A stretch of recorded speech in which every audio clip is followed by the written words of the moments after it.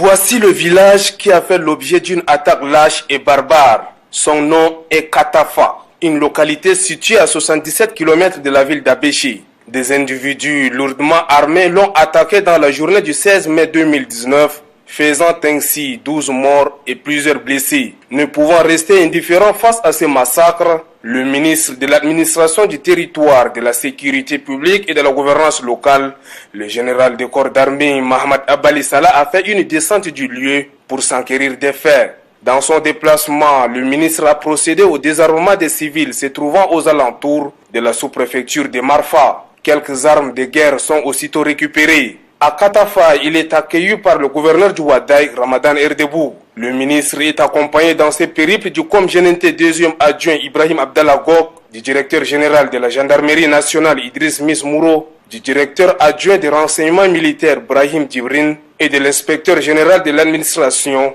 Adoum Moussa Elefi.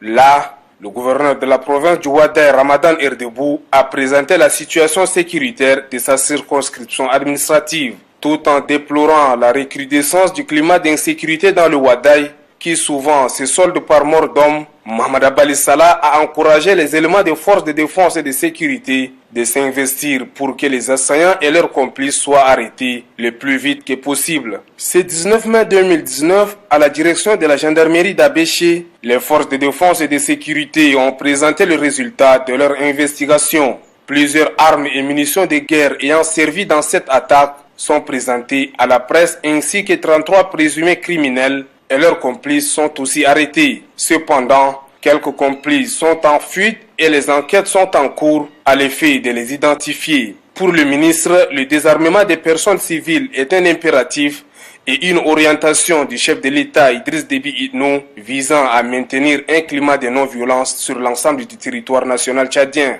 Le ministre a profité de l'occasion pour annoncer la mesure supprimant la DIA qui, selon lui, sert beaucoup plus à blanchir les criminels de leurs actes. Le procureur de la République près du tribunal de grande instance d'Abéché, Hassan Djamous Hachim, lui rassure que ces personnes arrêtées seront jugées et subiront les châtiments de la loi sur toute sa rigueur. Sur instruction du ministre, ces présumés assassins et leurs complices ont été emportés pour être déférés à la prison de Korotoro.